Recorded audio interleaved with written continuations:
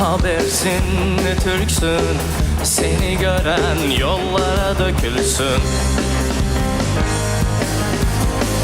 Kul oldun, köle oldun, kurşun geçirmiş çam oldun.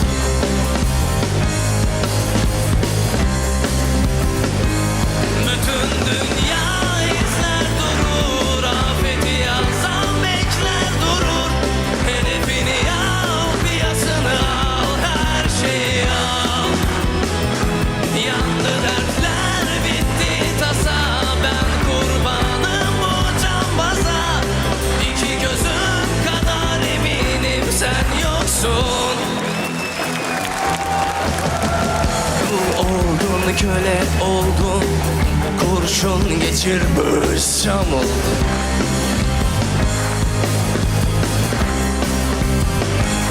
Bütün dünya izler durur, afeti yazan bekler durur. Hedefini al, piyasını al, her şeyi al. Yandı dertler, bitti tasa, ben kurbanım bu cambaza. İki gözüm kadar eminim sen yoksun. Var mısın yoksun, var mısın yoksun.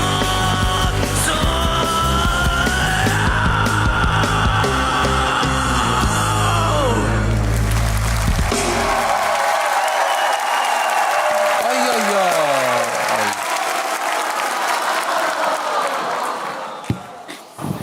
Salam aleykum. Salam. Özünüzü təqdim eləyin zəhmət olmasa. Mən Fərəcli Namiq, 23 yaşım var, Bakı şəhərindənəm. Nani? Bəli. Kimin musiqisiydi bu? Mor və Ötəsi qrupu. Mor ve Ötesi cambaz. Hamınız Mor ve Ötesi'ne kulaq asırsınız ha? Gençlerdi de, gençler. Çox melodik Mor və Ötesi. rockdu onlar da. Çox gözəl yüreğe səslənir. yatımlı melodiyalar. Ama çok sen maraqlı səslər çıxardırdın. Mən rock Distortionlu sevmirəm. söz. Hə. Amma sən maraqlı belə çox Crowley maraqlı kimi bir təqdim şey nəsə edirdin, oldu, hə. ha. Hardasa oxuyursan Namiq? Xeyr, heç yerdə oxumuram, heç bir musiqi təhsilim yoxdur. Musiqi təhsili yoxdur.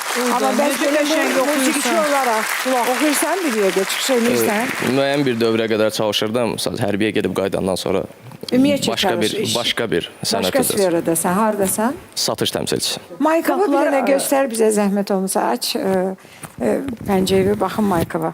Oo! Əsl.